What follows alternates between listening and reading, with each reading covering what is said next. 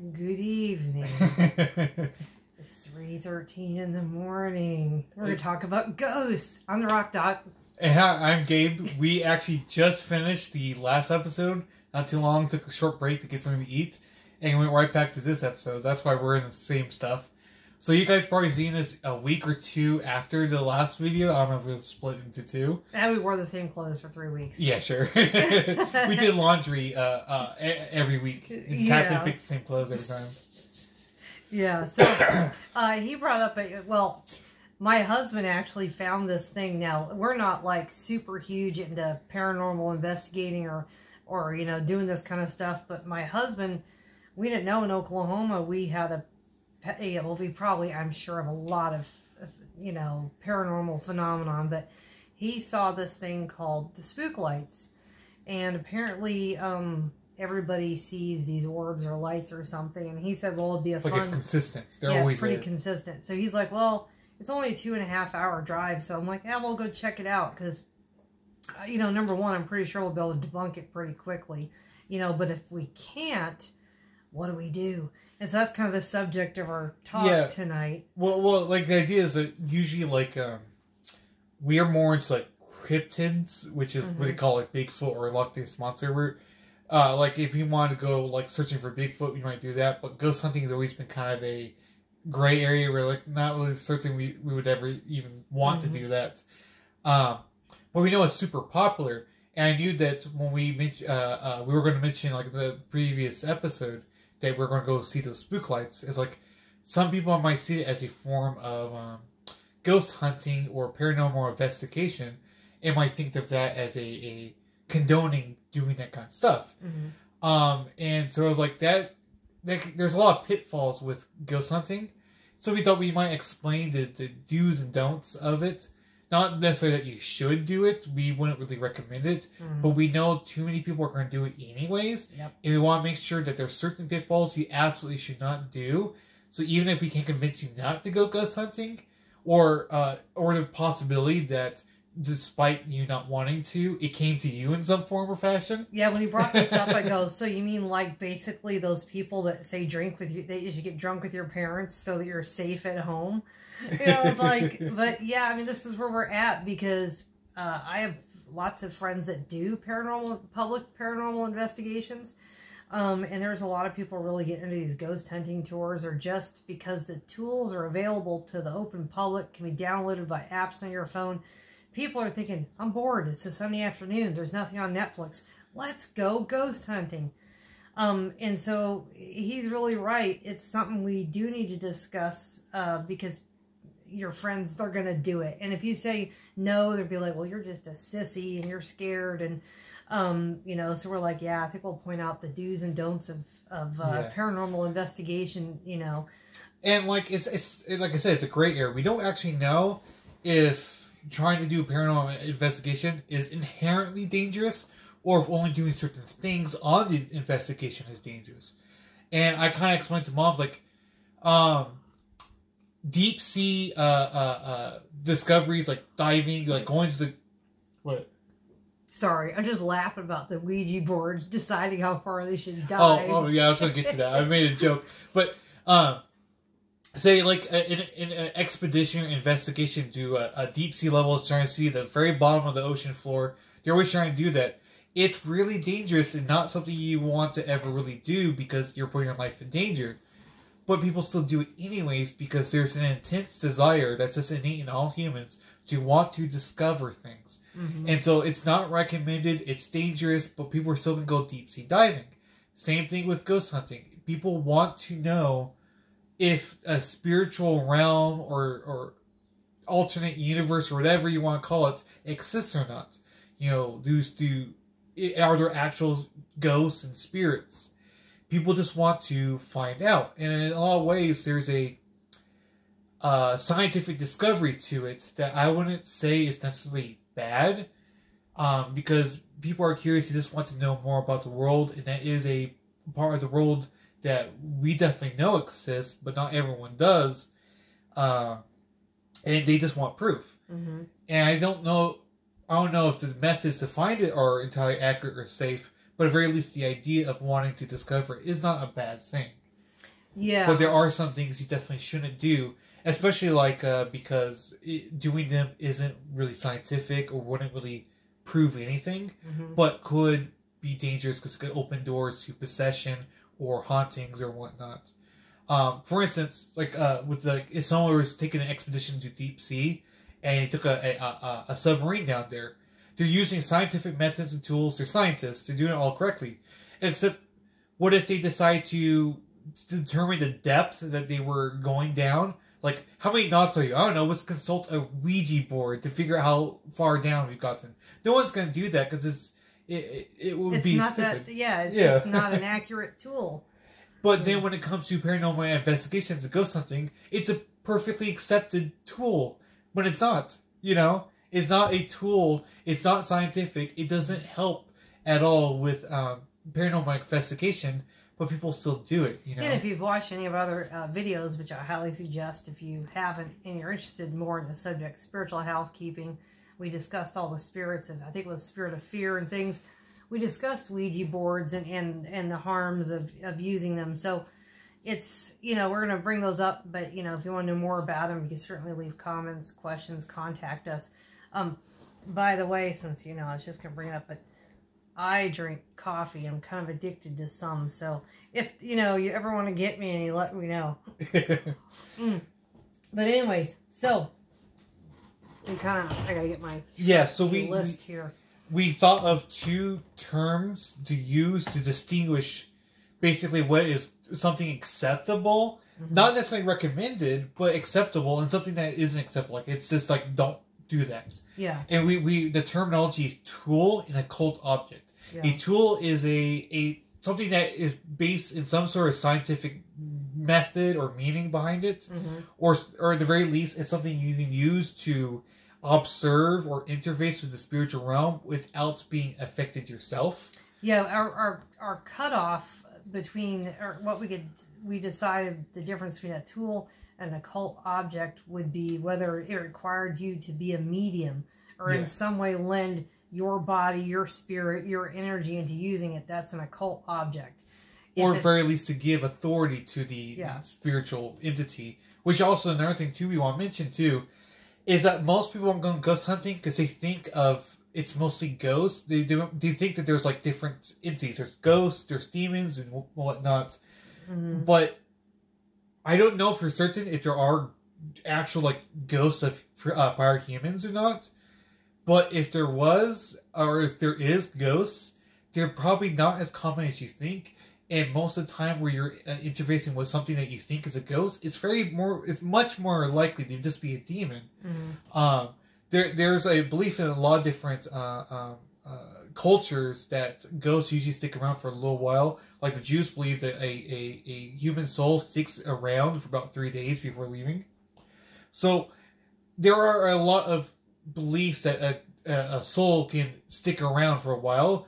But most of the time, there's also the belief that it'll eventually leave. So obviously, the Earth isn't overrun by ghosts of every single human being that ever lived. So oftentimes, when you're encountering ghosts, it's usually because a person died like the night before, or they're being trapped there by a demonic entity. You know, like there's the second Conjuring movie. They thought it was a demonic entity, but didn't they discover it was an old man? It was a ghost of an old man who was being trapped there by a different demonic entity. But the point is that they were still interfacing or interacting with this demon. And they just everyone thought it was just a ghost.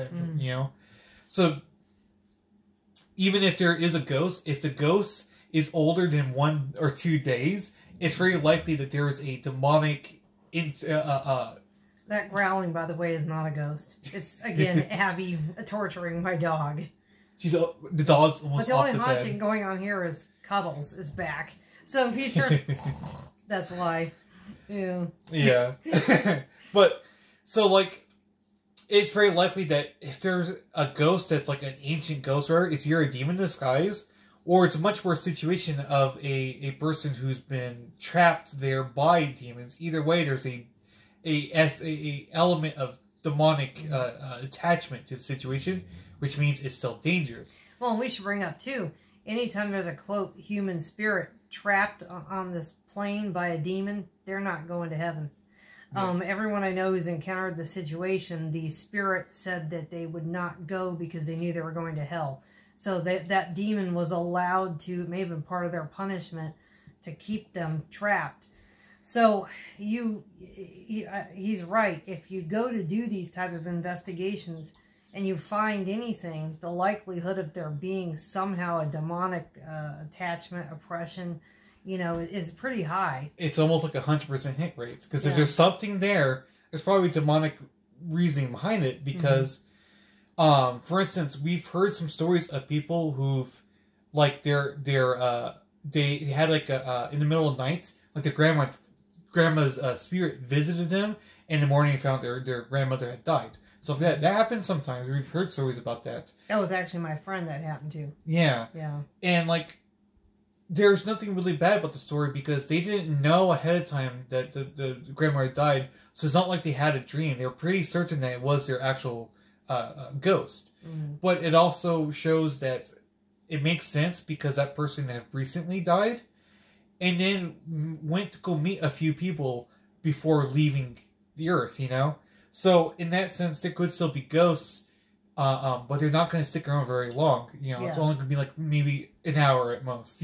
Well, who knows exactly the timing, and who knows, maybe someone was really wanting to find out the timing, but that's getting into dangerous territory because you got to find someone who's about to die, and then you have to have some sort of scientific method to figure it out.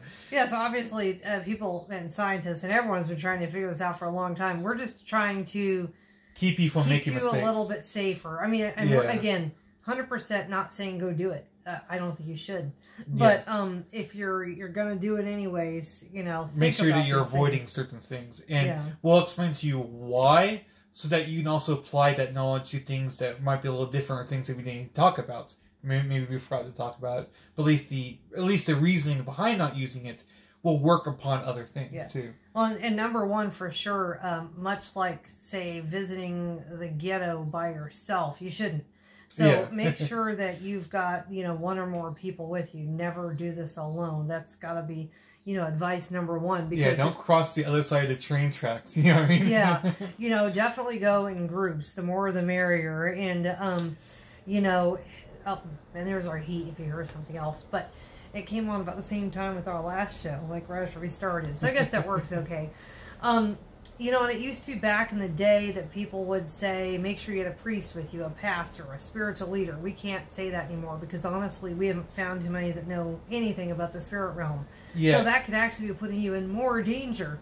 Yeah, because it does feel like back in the old days that preachers kind of understood like spiritual warfare, and now they want nothing to do with it, it feels like. And so the only people really interested in the supernatural is people who aren't really well versed into it or don't really have a spiritual basis on what they they don't have a belief in God, or if they do, they don't have any knowledge on the spirit. So either way, they're seeing it from a different perspective, and so we want to make sure that we're warning people ahead of time. For instance, let's say you definitely do not want to go on a paranormal investigation or ghost hunting. It's too dangerous, you're not going to do it. We probably have some friends that will, but you can't convince them not to do it. And so, the only thing you can really do is convince them not to do certain things and give them a clear reason why not to do that they can understand. Yeah. So, if your friends and your buddies are going to do it and you're going to go with them, you're going to go with them. There's a lot of places around here where people go together and they go to different forests late at night and they do see, supposed ghosts. There are, lots of tools that can pick these things up now. And sometimes you're not even on a ghost hunt or even trying to. It just happened. Yeah. A lot of people have accidentally caught things with their cameras. Now, that's a whole thing you can discuss, too, is today's digital technology can put things into photos that's not actually there.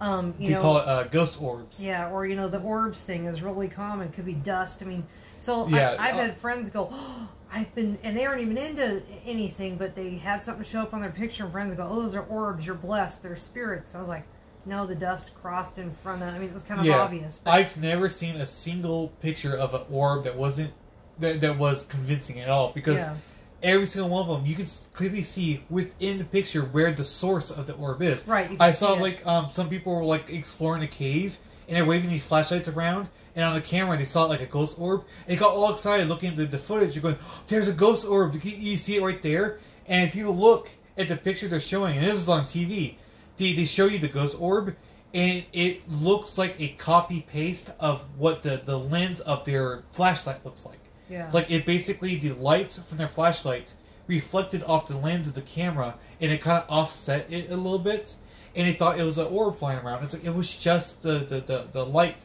And they even exclaimed, "Look, it's not even from our flashlights." Like, but it is, you know? Yeah, so just be aware with today's technology, don't get overexcited when you see things, because always look for the rational, physical, scientific explanation first. Yeah. If you're going paranormal investigating, that has to be number one, is that you keep a scientific, skeptical mind. Yeah, there's a popular, like, I think almost everybody believes that cameras can pick up things the human eye can't. Mm-hmm. It's almost entirely untrue. Yeah. They can only detect things through that are imperfections, not necessarily because we can't see in real life, but because they wouldn't see them the same way. For instance, cameras always, like the lens, always has that glass in front of it to protect the lens. So it's like the lens is glass, there's glass in front of the lens. The point is there's two lenses. So for instance, lens flares, like you see like on like the Star Trek reboot, everyone's laughing because there's lens flares everywhere. Mm-hmm. In real life, they weren't seeing those lens flares everywhere. It was only being caught by the camera. So people assume that the camera can catch things that the human eye can't. That's not true. If people were wearing the same amount of glass over their eyes, like they were wearing 2 layers of glasses, they probably would be seeing those lenses, the lens flares. That's, I never thought about it that way. I mean, that's a really good way to explain it. The camera's picking up things because of the perspective it's capturing from, which is that it's a tiny lens with a glass covering it, and it does a few things differently, but for the most part, it can't see what the human eye can't see, unless it's specifically like an infrared camera or something like that. But usually you're just capturing with a camera designed to capture what humans can see. Yeah. And so the point is, if you see something on the photo or on the video that you didn't see in real life, it's much more likely it's a imperfection caused by lighting hitting really weird, because the glass reflects things in a weird way. Yeah. Sorry. So, I mean, we should probably start going down this list, because we'll have another 3-hour show. We'll start with it. Basically, if you take a picture and you see ghosts in the picture, and regardless of whether or not it's something you saw with your real eye, maybe you just missed it, or if it's something that perhaps we are wrong and the camera can capture something you can't see. Either way, if you're pretty certain it's a ghost, does that mean that you are now in danger because you caught a picture of a ghost, or does that mean that you just simply caught a picture of a ghost and there's nothing dangerous about it? Yeah. Well, it always depends on context, because people innocently get pictures of ghosts sometimes. They're taking a family photo, taking a picture of a house in a neighborhood that they like, or something in the window. You can innocently take pictures of these things. That's not necessarily putting you in danger. The danger is if you are interacting with something not of this world, and you start telling it to do something, asking it to do something, giving it permission to do something. That's so when you're in even if danger. you are on a ghost hunt or investigation, and you actively want to capture a photo of a ghost, and you set cameras up everywhere to take pictures, that wouldn't even necessarily be dangerous either. It'd just be a tool to use.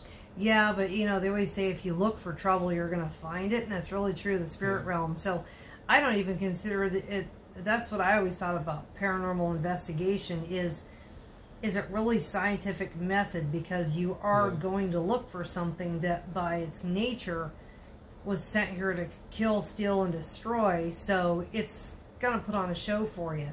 Yeah. So this is the things you have to keep in mind is if you're going to go do this, That's what I mean by intent. Camera pictures are appropriate. They're kind of scientific in a way. They're a tool to use, but it's still not recommended, purely because we wouldn't recommend ghost hunting in general. Yeah. So, like, that's the thing we keep wanting to emphasize, is that, like you said, if you're going to look for trouble, you're going to find it. Even if you don't think that you're going to encounter a demon, you're just looking for ghosts, like I said, most of the time it's still just a demon. And so you're still putting yourself in some form of danger. Mm-hmm. But at the very least, if you were to take a picture of the thing, you're not, like, possessed, or you're not, like, haunted just because you took the picture. You know what I mean? Yeah. So, I mean, that's one of those things where it falls under tools. Because, like, a camera, a video camera, motion-detected cameras, those kind of things, that's technology. Yeah. That's, you know, you are trying to capture something and get some kind of scientific evidence. It's observable phenomenon. Yeah. So, even though it's supernatural, it's a natural thing, because you took a picture of something that exists. Yeah, that's totally different than, say, having a seance. Yeah. Which is not recommended at all. That's under the occult section. That's another thing, too. When we say, like, safe and unsafe, the ghost picture, as far as we can tell, is safe, but there's still an asterisk of we don't truly know. But if that's not safe, then basically you're never safe in every moment of your life for any reason, which is why it's good to have some sort of, you know, spiritual warfare knowledge, or to have protection under Christ and God. You know? Exactly. So, like, it's essentially still safe. It's just we still want to recommend you to go out there purposefully, but that you're not, like, in danger of taking a picture. Whereas a seance, there's literally no reason to ever want to do it, because you're actively putting yourself in harm. Yeah, because the reason we put seance under occult is, again, you have to have a medium there to do it, or you have to become a medium, because you're literally asking whatever spirits are available in the area to come work through you. Yeah. And that's another thing, too. People may be a little bit mistaken on what a medium is. You probably think, oh, it's like a person who does a thing. So, yeah, because they're very popular right now, like Long Island medium, things like that. A medium, the definition of a medium, and this couldn't just be some, you don't have to call yourself a medium to be a medium. Literally, a medium is when you're allowing yourself to be used by something in the spirit realm. So, an example of this, you know, seances, that's normal. Everyone sits around and they, you know, whatever spirits in the area come do this and that. And they allow themselves to be used, i.e. possessed. That's being a medium. And that's real common now with these ghost hunts. People will challenge the spirits in the room. They'll say, use my body, you know, things like that. And that, you've literally just become a medium. And anytime, or a conduit, anytime you allow yourself to be a conduit for something you have no control of, it'd be like... You're literally putting puppet strings on yourself. Yeah. It'd be allowing a lion to take over your body, or a mass murderer, and thinking you're not going to be responsible for what happens. I mean, you just don't know what's going to come through, what it's done in the past, what it will do to you, and what it will do to everyone that's around you using your body. So that's, you know, where all these things fall under. Basically, you're giving control of your entire self to something else. Mm-hmm. And there's no reason for a thing to ever release that control. Once it has, like, you could say, oh, you can use my body. Then afterwards you go, all right, now release me or whatever. It doesn't have to, though. Yeah. It's now in control of you, which means you already relented your authority to it. Now that you're saying release me, you don't have the authority anymore because you gave all your authority up. Yeah. And so it even gets to the point where, like, some people go, well, if I'm a Christian and I have the blood of Christ, then I could do it safely. No, you can't. Nope. Because you're still allowing it, which means you're even telling God to hold back and let it do it. Which means once it does that, you can get possessed, even as a Christian, because you allowed it to. Yeah, because you can't, you know, two people can't possess the same body, two spirits, you know, can't have the Holy Spirit, can't have a demonic spirit in the same body. So, yeah. This is where I think my biggest issue comes in is Christians, and they seriously are the #1 group of people that will do these investigations and things, because they're trying to help. They're trying to help families that are being haunted, tortured, in misery, and there's nothing wrong with that. But when they start doing these occult practices as Christians, that's the problem. Yeah, because like basically they want to prove that this is a problem, so they need to prove that there's a demonic presence. So using these methods to prove to the people, so they can then help them by cleansing their house and getting them spiritual help. So understandably, they're doing ghost hunting investigations specifically to help people understand it exists so they can get rid of it. Mm-hmm. But there are still some things you can't do, and especially as a Christian, you shouldn't do it. Yeah. So, like, you know, we already brought up Ouija boards, but those are people try to use in investigations to have the spirits in the room talk to them. But again, you have to have a minimum of 2 people to do it correctly, because you've become mediums and you're allowing spirits to move your hands on this board. It will not work without doing that. I bet a lot of people think the idea behind it is that even though they're touching the thing, it's the demon is physically grabbing the thing and moving it. Mm-hmm. That's not true. The idea is that the demon is possessing you, and then through your own hands moving it. Yeah. And so people don't realize that it's a form of possession. They think that the thing just moves on its own. It doesn't. Yeah.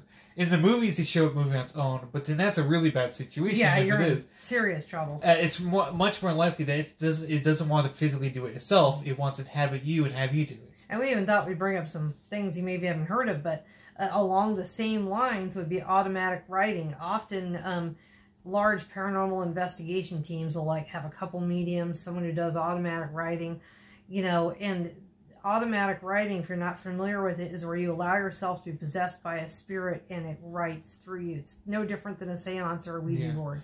Oh, I think some people also think that if you leave like a book and pen out in the open, then leave the room and come back, something will be written on there. Yeah. That's not automatic writing. Automatic writing is when you're supposedly, like, someone will have their eyes closed and be going like this. Sometimes they'll even write in languages they don't know, or hieroglyphics or something, but it's still allowing yourself to be possessed so something can come through you and do that writing. Yeah. But they'll often in investigations want this, because you're trying...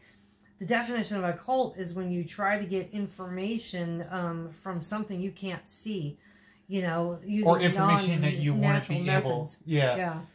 It'd be like asking something that you couldn't possibly know the answer from a source you can't possibly know it's from. Right. It's overstepping the bounds of what's natural. For instance, if you were to ask a psychologist something about psychology, even though you don't know what the answer is, they're an expert, they know what they're doing, that's fine. Let's say you were trying to ask a psychologist something about a subject he doesn't know. The information is going to be very accurate anyways, but it would be dumb to do that. Now, imagine asking, like, say, this pen, a question about psychology. At that point, you're just being an idiot. Yeah. But the point is that when it comes to like, especially with the Ouija boards, the reason why you shouldn't do occult things is twofold. Let's say you are from a purely scientific mindset, or perhaps you're even an atheist and don't believe in God, then you shouldn't do these things because there's no scientific basis for them to work, which means even if they did something, there's no reason to believe that it was... The results. Yeah. But then if you are a Christian, or even not a Christian, but are still into the occult and understand these spiritual things, you believe either you want, but the point is that you know these things are dangerous, so why even try them? Mm-hmm. There's no reason to try them because you know it's dangerous.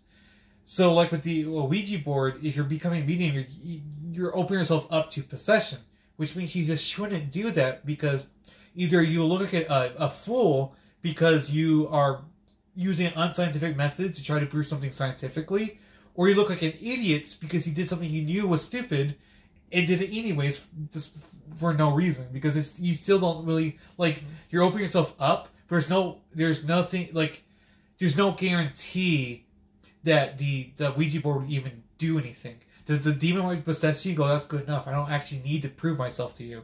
You know what I mean? Mm-hmm. So you might not even get anything out of it, but still be affected by it. Yeah, so I mean, you know, don't do occult tools if you're going to go actually trying to investigate this scientifically. Because there's just no reason. Yeah.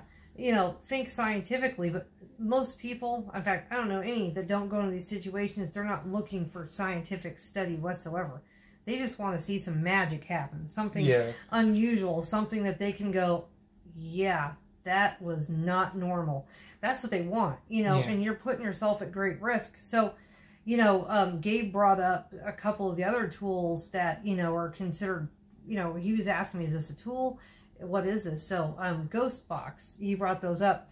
That's becoming more common, and it's just a radio frequency scanner that just constantly scans over and over all these different frequencies, and it goes like like your LED dial on your radio. You know, you can just go scan up and down. On the FM and AM? Yeah. Yeah. You know, it just does that constantly, and then it picks up any kind of voice signature. So that's how they say it works. Now, there is times that it will say things. So people use them on investigations to, you know, and here's the thing is voices come through those. So I do not recommend I'm never going to mess with one. No. I wouldn't recommend that anyone mess with one if you can't deal with the responsibility of what you're going to hear coming through that box. Yeah, and it's not just the what psychologically you can handle, but let's just say something comes through the box and says it's going to kill your children, or can you handle the spiritual ramifications of using that box? Well, and also because the thing that said that very likely a demon. It says, I'm going to kill you and your family. It probably always had the intent to do that. Yeah, but now you know. But now you know. But also, is it possible that because it said it through the box, it works differently than if it just said itself through the spiritual realm? Like, can it give itself permission then? Or is it still work no different than if it just said it in the spiritual realm? Well, see, this all comes down to, like, the electric universe theory. But they do know, you know, and this is just from many years of many different people of all sorts of belief systems studying the you know, doing paranormal investigations. It seems very likely, and this is what they've all noticed, is they definitely can manipulate electronics, radio frequencies, this type of thing. You know, you'll always hear in movies or different shows that their camera batteries drained right away or their cell phone batteries drained right away. So they can clearly manipulate electronic fields.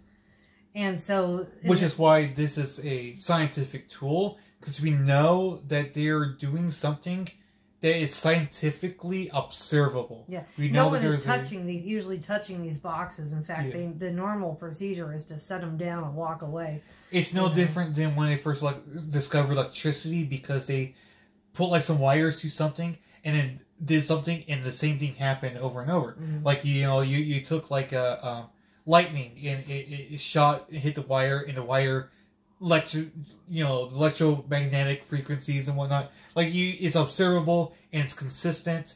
You know, there's a scientific method involved, which is why we know that like the ghost box or EMF readers, they're based off a electrical observance, and we know that the spiritual entities typically work upon electrical interference. Yeah, I mean, so the EMF meters, you know, I actually tell people all the time how to download some decent apps on their phone. They'll do that, not for ghost hunting, but just for going around your house to see, you know, what electrical fields are maybe too close to your bed or those kind of things. But people have noticed on investigations that there'll be high, unusual electric fields where maybe people are seeing these spiritual things, and that again could be a physical thing. What if they have... say their smart meter actually comes in right next to their bed in the bedroom, and this is actually causing physical problems that they seem to think are spiritual. You know, there's always things you have to actually, you even have a story about that, including what was underneath the bed. Did we ever tell that story before? No, might as well. Oh, okay. So it's Valentine's Day tomorrow. I guess it is right now. Might as well tell this one because it happened on Valentine's Day. But I had just downloaded this EMF meter onto my phone, and we've been playing with it the night before. And sure enough, if you get next to other cell phones, it goes off the charts. Different things like that. Like if it's like electronic, it has a higher frequency. If it's something that isn't magnetable, like wood, like something that can't be magnetized, it's very low. It's something. Yeah, it has nothing. So we had kind of gone around the whole house, and because my husband didn't, he's like, this is BS. I don't believe in any of this, that this can work. And so I said, fine. And he put his cell phone down. It went up to over 20,000, and like 35 was like normal, you know. So then I went over to the couch, nothing. Went over to a LED light bulb. It went up just a little bit, you know. It's very consistent with what. Yeah. And the reason why he didn't believe it is because it's so commonly used for ghost hunting that it feels like it's a fake device used for ghost hunting. when it's very much, it's just a thing that reads how much electricity is in the area, in the area. Right, yeah. So we looked it up online, and what we were reading was very consistent with what the manufacturers say those things put out. So I'm like, okay. Well, we, you know, had always been concerned about the smart meter that was in our bedroom in this house that we had before this one. And smart meter? Yeah, that basically your meter from the electric company, you know, like we have outside on the pole, was actually in our bedroom corner in the last house here. Oh, that's right. And so I was always worried it'd make me sick. And so we went over to it, you know, and honestly, it was really bad. But if you got a foot away from it, it didn't read anything. And so we just, knowing all this, we kind of rearranged our house and whatnot. But this is where it got weird. I went over towards the bed, and it was like the hottest thing in the house. It was like the meter goes from like green, yellow, red to like, that's as far as I think it went. It went from like pink to black. And I went, what? I was like, and I'm looking, and it's just our bed. And I was making jokes. And a bed shouldn't, this bed shouldn't be giving no electromagnetic fields. Yeah. And I'm going, what is going on? And he's like, that's strange. So and he realized there was something underneath the bed had to be. Yeah, so I walk around the bed. We start moving stuff. We're like, what is setting this off? And so like they take the pillow off and then do just the pillow? One thing at a time. Yeah. So, but still right in the middle of the bed, red hot. And I go, this is making no sense. I go, is there anything under the bed? Because my husband moves things around and puts things under the bed. And I go, and as far as I knew, there was nothing under that bed but shoes. I go, what, he had like a box of cassettes? Video scan, they got nothing. Yeah, yeah. And I was like, maybe it's the tapes, because they, you know, they have magnetic tape, and it wasn't. And I go, what? I said, is there anything else under his bed? And he goes, no. And I go, there has to be. And at that point, I got the broom out, and I'm pulling, you know. And so he finally goes, okay, I got you this jewelry box.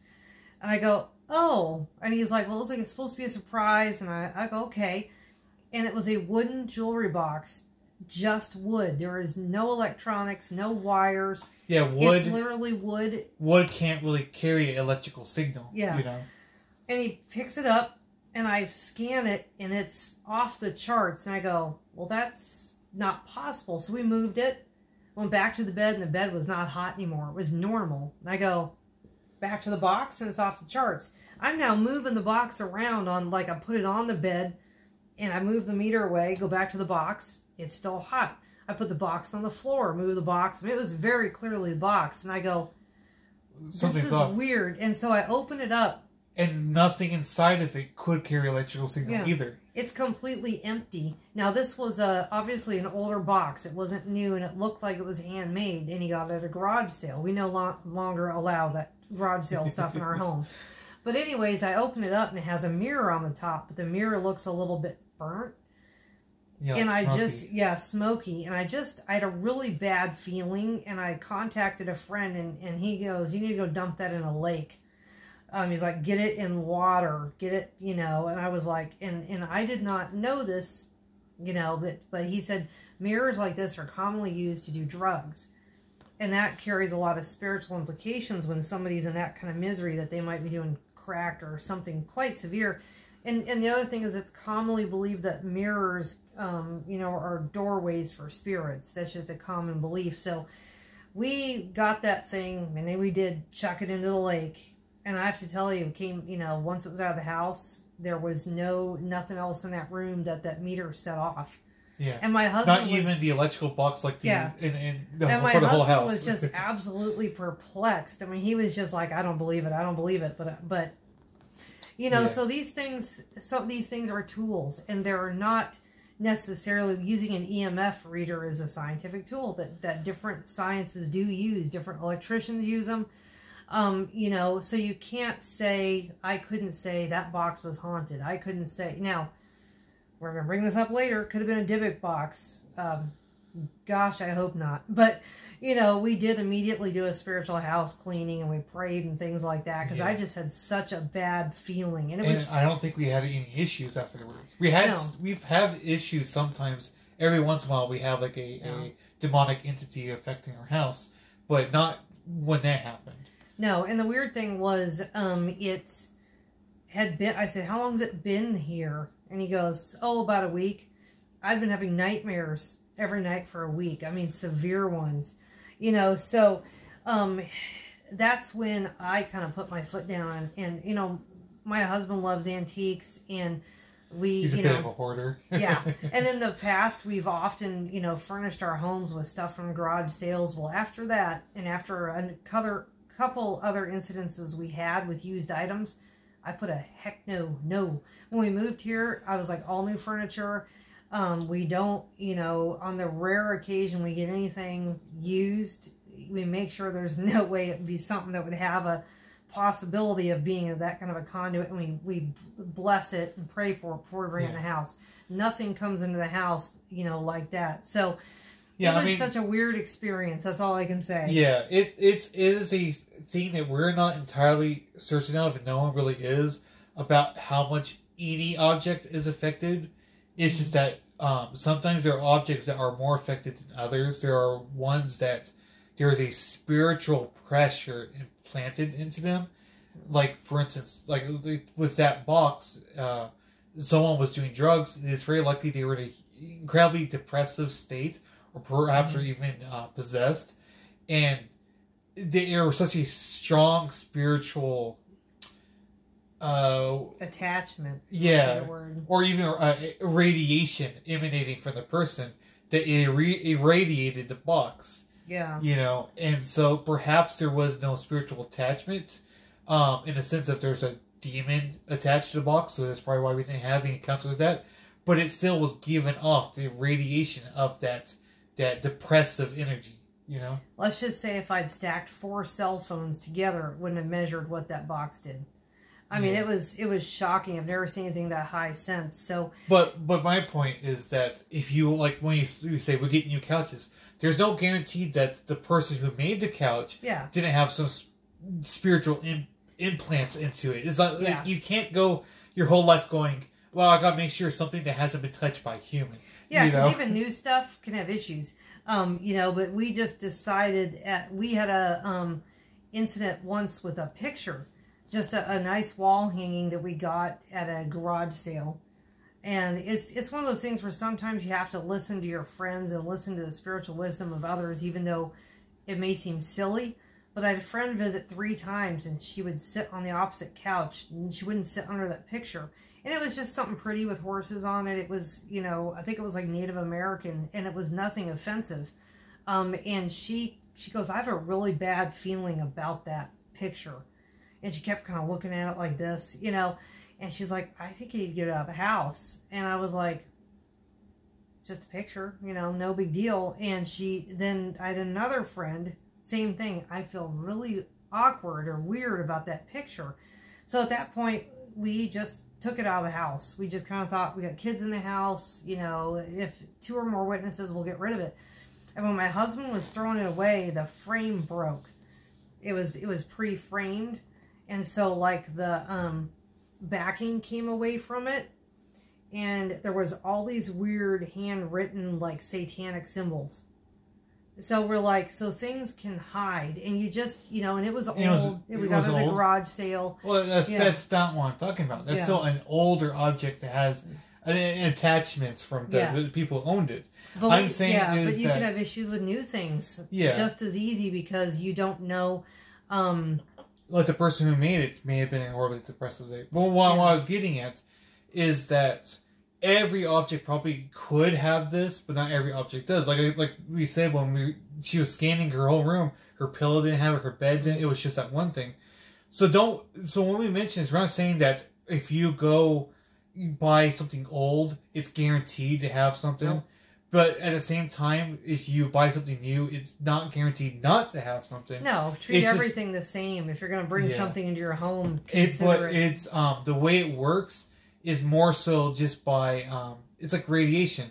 The more of it, the more contact it has with that spiritual energy, the more it absorbs of it, the stronger it gets. Mm. And so, when you can buy something new, you're lessening the impact it could have. If, say, the person who was manufacturing it had a strong spiritual issue, they're just making a couch, 1 out of like 1,000, and they just to get it out. It wasn't there with them very long. It's very likely not to have any attachments. Unlike something that's had 10 owners.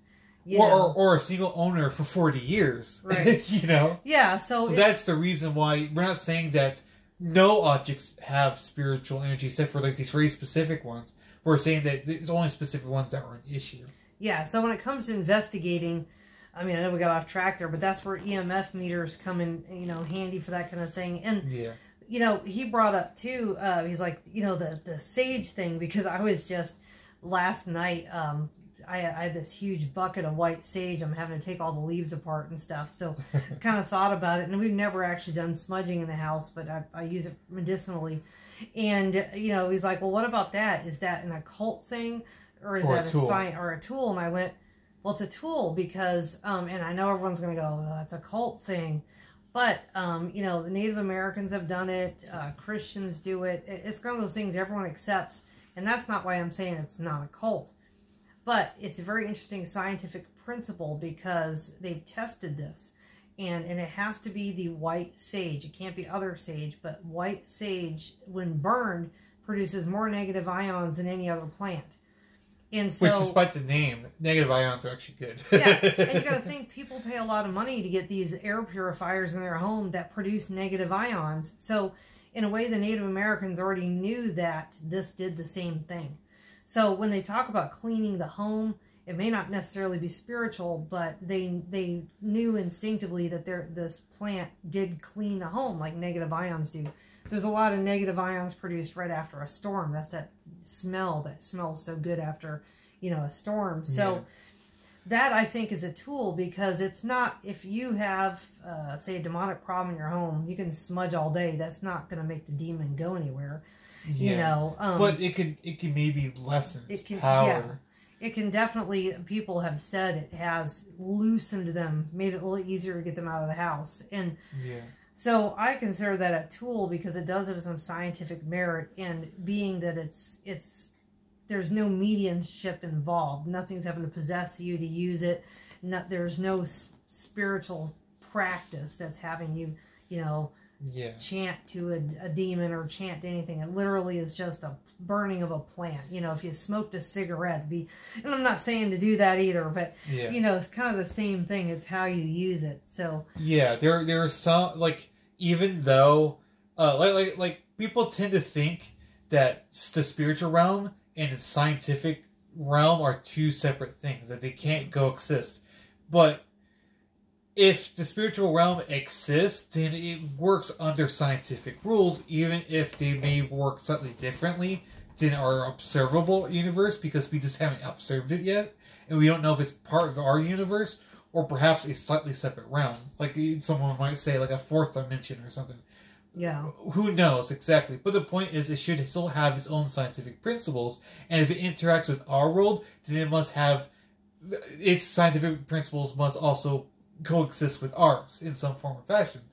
So with smudging, when it does this stuff, it does it through scientific means that must affect both realms, and so that's why we say that it's okay, because it's it's not, like you said, nothing medium about it. There's no demonic influence or interaction. It's merely doing something that does something scientifically, and it is for the benefits. And not only that, but there's also a belief through a lot of different encounters or investigations that demons have a lot of positive energy or ions. Yeah, they with the electrical universe theory, which is getting more and more obvious that it's likely correct. And there's just is a lot of but it makes sense. It's positive ions. Like most people believe that demons produce positive ions and negative ions repel them. So, the fact that negative ions are made after a storm or when lightning hits the ground, and people used to always say that spiritual warfare was storms and things like that. So, when also like water is it's a negative ion cleansing thing, or something like that. Yeah, like running water produces an enormous amount of negative ions, or moving water. Stagnant water does not. So, but that's also the reason why, like, when you have like a haunted object, you throw it into the lake and instead of burning it, So many people make that mistake. Oh, they burn their, we were going to call out a certain pastor, but there was a pastor recently that had everyone burning their Harry Potter books, their and even some Bibles. Even Bibles. Even though he's a Christian pastor. Yeah.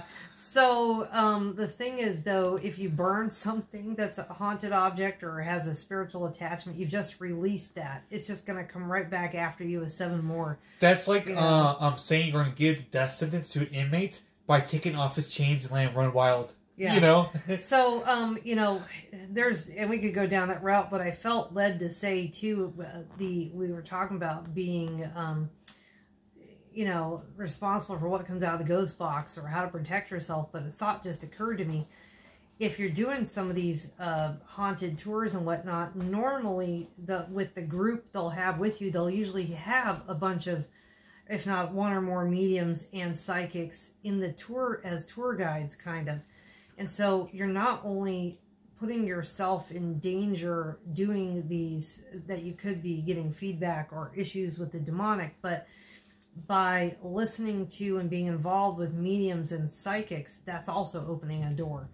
So when you do these type of tours, you are opening yourself up in multiple ways. So a lot of people are doing these tours because they think it's a safer environment to do it. When it actually might be safer if you had just done it yourself with no involvement with the tour group. Not yourself, but with a friend. But yeah. Well, I mean, like, your group did it by itself, yeah. Yeah, because, it's a typical thing where they'll get groups of 10 to 15 people, and they normally have your tour guide, and they'll have a medium or a couple psychics, and what do we feel in the room? And so there's a distinction with psychics we should mention too, because being a psychic technically isn't bad if you're naturally that way, but that's a different thing. Like, we should mention the difference between a psychic and someone who has psychic abilities. Yeah, we should bring that up too, because especially for Christians out there, much like our last video talked about how Messianic Judaism, the definition has changed. Spiritual gifts have now changed names. So if you're hearing this from paranormal investigators, they may call someone a medium or a psychic or a clairvoyant that actually is a Christian who works in certain gifts. Yeah. So they now call, like, maybe someone is a prophet, they would now call them clairvoyant. So if you hear those terms, these terms have kind of mixed up because so many people have gotten involved in like, basically, when, like, the movie what's it called, the one about, there's a famous one about the person was possessed, and it was an older movie, The Exorcist. That's it. Which I've never seen. Yeah, but the point is, like, stuff like that got really popular. And so the idea of spiritual warfare became mainstream, which means that the terminology that the normal people use and terminology that Christians and Catholics use kind of get mixed up and muddled because people have gotten so interested in these things without being Christian themselves. Yeah. So they'll apply their terminology to our stuff, Yeah, so don't automatically assume, someone, because they say they're a psychic or a medium, they might very well be a Christian operating in certain spiritual gifts. But they don't know what other term to use. They don't know what to call it. Yeah. Yeah, so I've had that happen to me, and I'm like, what? No, I'm not that. And they're like, but you do. I'm like, well... So basically, the way to describe the distinction is that as a Christian using a spiritual gift, they are getting a word of knowledge from God, or perhaps they just have an innate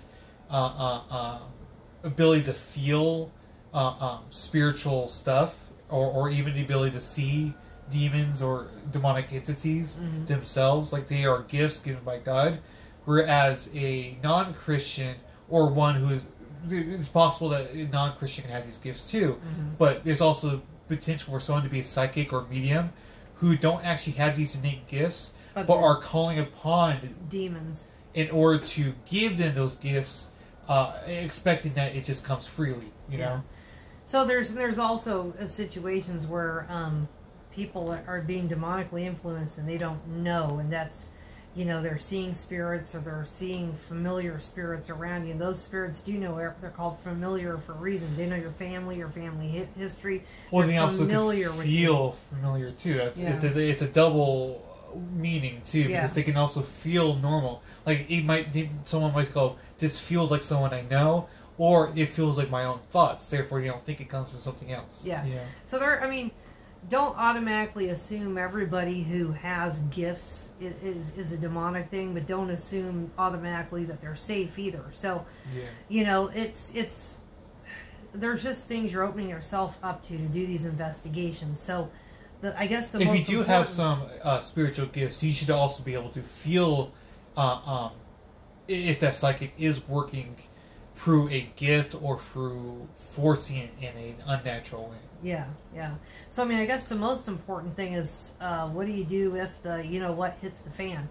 You're out, you went ahead, let's say you went ahead and did it by yourself, bought a ghost box, went out with a Ouija board in the middle of a haunted forest, and now something's choking you in the middle of the night when you're trying to sleep, or, things are moving around the house, whatever it may be.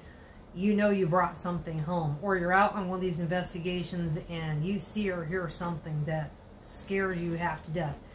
What do you do in that moment when it's so bad? What's your get out of jail free card, your secret weapon? I don't care what your belief system is. You don't even have to believe. But at the moment that happens, there's only one name and one power that's going to free you from that situation at that moment. That's the name of Jesus. I've been on the phone with people who have been possessed. They've been about to kill themselves. They don't even know where they are, roaming through a graveyard. And I'm just going, Jesus, Jesus. And when they finally say it, they have that moment of clarity, and the moment of they know where they are. And it gives them just that moment to fix that problem. If you've invited something in and your things are out of control, it's going to buy you time. You may have to keep saying Jesus till you find a pastor or find some help. But basically, they were blinded, now they can see, even if it's just partially. And for the moment, they can help them to further escape from that situation. Mm-hmm. And that's one thing that is very universal, which is strange. But anyone that's had these problems or any ghost encounter or anything, they all respond to the name of Jesus. It's biblical. They have to. So that is your trump card. That's everything you have. And I am not saying go do premeditated ghost hauntings where you're like, well, I'll just go get into all sorts of trouble because I know, Jesus, I got the name of Jesus. He'll save me. Just remember when was it Legion? Not Legion. There was an incident in the Bible where they were like, yeah, we know Jesus. We know Paul. Do we know you?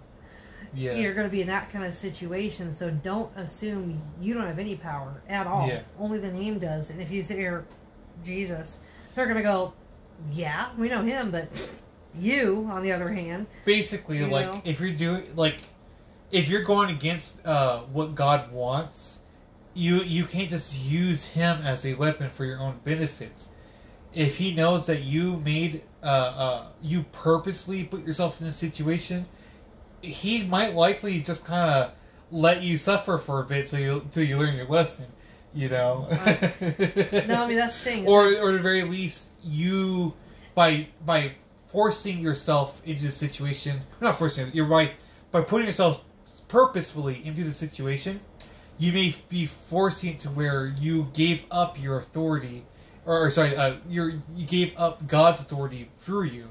By allowing yourself. That's why he's like, don't do these certain things, because you're giving up not only your authority to your own body, but you're also restricting God's access to protect you. Mm-hmm. Yeah, it's just you come up with a lot of what ifs if you go into these situations, and that's why you just shouldn't. Yeah. But if you're gonna, that's kind of our best advice. We wouldn't recommend it, but if you do and you find something, we are interested. That's the thing that's why I said it's about scientific discovery. I would not go in a submarine to the bottom of the ocean. It's too dangerous. But if someone did that and they found something interesting, I want to hear about it. Yeah. I mean, they are finding more every day, and that's how we're getting this shared information. But that's also why it's becoming mainstream, which is also why it's becoming dangerous. Yeah. Too many things they do are commonly accepted that are dangerous and don't actually have any benefits to them. You know? That's why I said like Ouija boards. All these occult objects that people use in order to go into ghost hunting and find proof of them. They don't find any scientific proof, and if it's not scientific, then it's purely spiritual. At which point you know that you're doing something wrong, so you shouldn't have done it in the first place. Well, there's no benefit. That's what you're gonna find out. Ooh, we got hair on the microphone. That's what you're gonna find out if you end up delving into this too much. You're gonna find out it's all spiritual. It's not scientific, and Yeah, there's too many crazy variables people out there who are like all these occult stuff. And so not everybody who's into ghost hunting is doing it for the right reasons. Yeah.